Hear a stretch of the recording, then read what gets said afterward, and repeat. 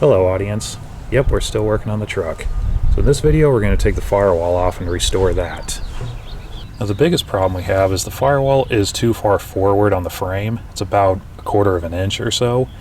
Now this is a homemade cab that I built myself, and I just built it off the firewall having no idea what was going on there. So correcting it is going to be quite a challenge. So the first thing I'm going to do is lift the cab off the frame, which is not really a problem. It's really light, it's only held on with 4 bolts, and once we sort out the firewall, then conform this however needed to fit that. 1/4 of an inch may not sound like much, but there's actually quite a few things being affected by it. The alignment of the hood, the alignment of the radiator, the angle of the steering column, also the back of the firewall's touching the back of the engine, so it's worth sorting this out.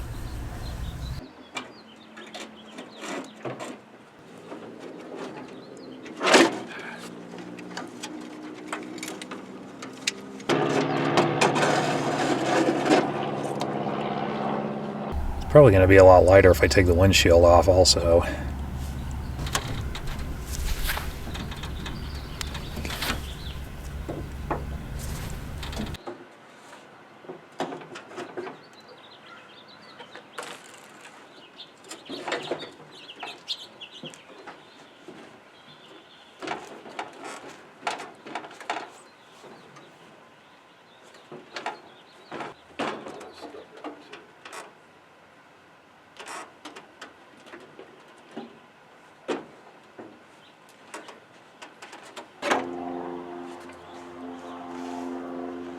And here's the firewall.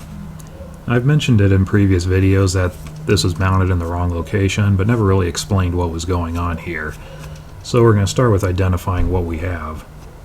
In the last video, I kept the technical data to a minimum because I thought that was really dull and boring, but the comments say otherwise, so if you enjoyed that, you're going to get more of it in this video. Let's start out with what we have. Now this is part of the low hood series used from 17 to 23. Now this firewall series you could argue started in 1915 because that's when this outer shape started. However, it's kind of not really the same as this. It had a cap that went over it that adapted it to the brass era hood. It also had different mounting brackets. Some of the mounting holes are interchangeable, but it's not really the same series. This one, they used the sheet metal brackets and the hood went around the outside of it, started in 1917. From beginning of production to 1922, the firewalls were made of wood. In 1923, they introduced a stamped sheet metal firewall, which is what this is. And when this was introduced, they're still using the same bodies, the same hood, the same pretty much everything as the wood firewall, so this had to be made to attach directly to all of that. So this will directly interchange all the way back to 1917. And Ford actually did have parts interchangeability in mind when they made this stuff. Now, one example is, by 1923, I believe all the coil boxes only had 9 terminals, but this is drilled for 10. So you can use the pre-electric starter coil box on it. Also, kind of an interesting thing, the mounting hole for the radiator rod is in the correct place. It also has this other hole here, which presumably is for the radiator rod for a brass radiator, because that's where they go. So theoretically you can use this with a brass radiator, although I don't know what hood you would use that would go from that to this. And naturally, when they introduced the high hood, they made a new sheet metal firewall that was slightly higher and slightly wider. So this was only used for part of one model year. However, 1923 was the highest production model year, so there's not really a shortage of these. They're fairly easy to find. Now, if you are going to use this on an earlier car, there's just one little catch. The brackets that go between it and the frame are different. This has wood firewall brackets on it, which, using wood brackets with a steel firewall, will actually position the firewall slightly forward from where it should be. The mounting holes are the same height and in the same location, so at a glance, you'd think they directly interchange. And that's probably what the person thought who installed this. This is where it can really get confusing very quickly if you don't already know better. Because when I was building the cab for this, I based everything off the location of the firewall because I thought it must be in the correct place. None of the bolt holes have been re-drilled or elongated, nothing's been cut or welded, so how far could it be off? So there's two things I can do. I can either install a wood firewall or get steel firewall brackets. As I've said before, the truck's a piece together, but I call it a 1918 because I think most of it started out around 1918 or 19, somewhere in there. At least that's the theme I'm going with. And that would have a wood firewall. And my original plan was to make a wood firewall because those are really simple. You just get a piece of plywood, cut it to the dimensions, and I can use this as a pattern. However, sheet metal firewall is an upgrade. It does have its benefits, and if I took it off that, I don't have any other use for it. So I got the correct steel firewall brackets for it, and I'm going to restore this and put it back on. Also have new hood lacing, and doesn't really need it, but I got a data plate for it.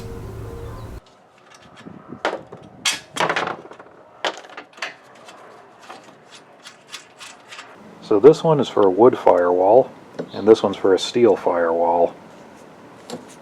And I just kind of roughly align them. As we can see, the bolt holes are in different locations. I'm going to clamp these two to a flat surface and compare them. And with the two of them side by side, you can see that's actually quite a difference. I said 1/4 of an inch because that was just a guess. But actually it's closer to 3/8. So that could cause some serious alignment problems. One thing about Model Ts that never fail to surprise me, and the TT trucks seem to be even more so this way, is just the types of modifications people have done and just wondering what happened and why it was done that way. And this is a good example. Right around here, there was a hole cut in the firewall. It's since been welded up, but we can see the imprint where it was. From the size of the hole and the location, it was likely for a steering column.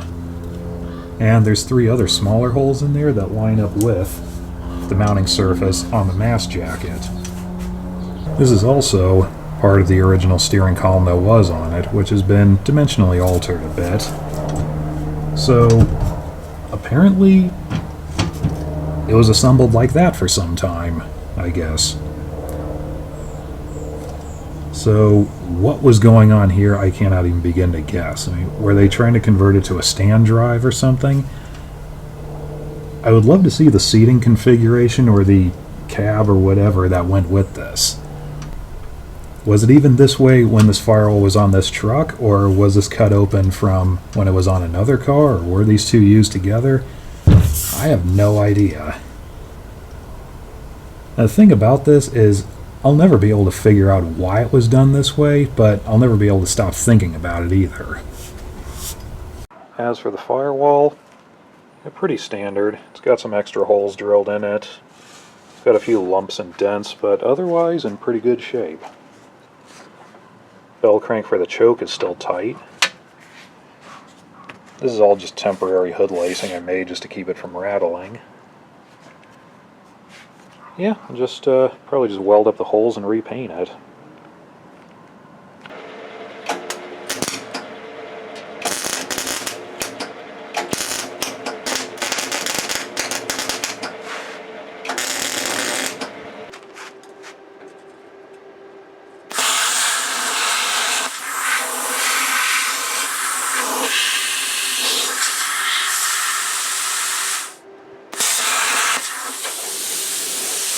And that's done.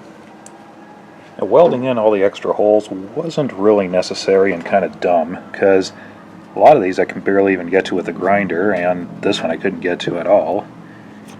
And while trying to clean it, I was reminded of this mess and this over here, so there's not really any point in making it really look good. Also, I discovered it was cracked across here, so I plasma cut that open and welded it back up. Structurally, though, it's about as good as they get, so we'll repaint it and put it back on. It's a few days later. I took this over to the painter and said, yeah, I'm not really all that picky, this thing's trash anyway, just cover it so it's all the same color. And he didn't like the sound of that and brought me back to my senses. So we finished grinding down the welds, smoothed it all out, and currently actually doing body work on it. So we're actually going to do a quality paint job on this. I don't know how he did it, but he was able to grind these down flat and make them come out pretty smooth without ruining the bead. And the patch panel that went in here, almost can't really tell anymore. And now it's out getting painted. Now that's probably going to take a few days or maybe even a few weeks, I'm not sure, but in the meantime, since we have it this far apart, I'm also going to touch up a few things on the cab and maybe the chassis, and then when we get it back, maybe we can put this thing back together and be done with it. At least that's the plan. So anyway, that's it for now. So thank you for watching, and we'll see you next time. You know, it's not every day when the Goodyear blimp flies over your house while you happen to be holding a camera.